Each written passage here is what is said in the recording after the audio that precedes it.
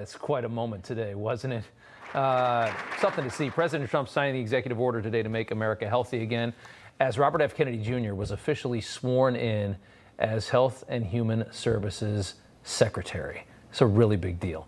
Kennedy promising transparency for our FDA, our health care, pharmaceuticals. There's a lot of things that we might figure out with him in this position for the next 4 years. He wants to work to end the chronic disease epidemic among kids. We're all overweight. We're all sick. Big Pharma makes a lot of money trying to cure our illnesses. We have a mess in this country. Today, Kennedy expressed how grateful he was to the president for the nomination. For 20 years, I've gotten up every morning on my knees and prayed that God would put me in a position where I can end the childhood chronic disease epidemic in this country. On August 23rd of last year, God sent me President Trump.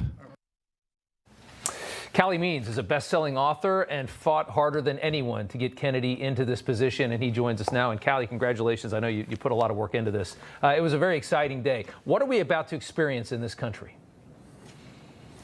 Thanks, Rob, and you've been a hero on this issue. This is the most monumental cabinet win, I think, in modern American history. I don't think any single cabinet nomination has been more consequential, more closely followed by the American people.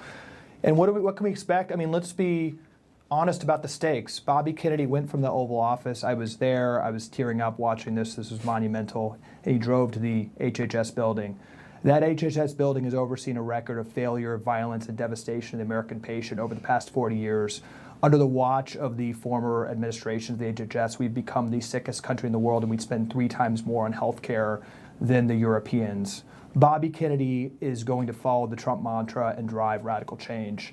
The media is already bellyaching that people at the NIH and people at the NIH are resigning, are going to be fired. They should be fired. But there's a real optimistic agenda here. As Bobby Kennedy said, there are just rank conflicts in that building. 50% of the FDA itself is funded by the pharmaceutical industry. NIH researchers, staff at the NIH made hundreds of millions of dollars of pharmaceutical royalties unreported during COVID. He is going to take a sledgehammer to get the conflicts of interest out of that building. It's amazing to see. He was asked some questions today. He talked about his position on vaccines. He has been vilified just so dramatically over his position on vaccines. He said today it's simple. He wants to make vaccines better. He thinks they should be tested better, and he wants informed consent for anyone that takes a vaccine or the parent of a child that has to take a vaccine. And he will be further vilified just for saying that phrase, won't he? Yeah, and I think what's really important, what everyone should focus on, is this monumental executive order that was signed by President Trump in accordance with his swearing in today. The executive order says one simple thing, that the government is going to figure out why kids are getting sick. We have the sickest kids in the world. I mean, we have 38% of U.S. teens have prediabetes.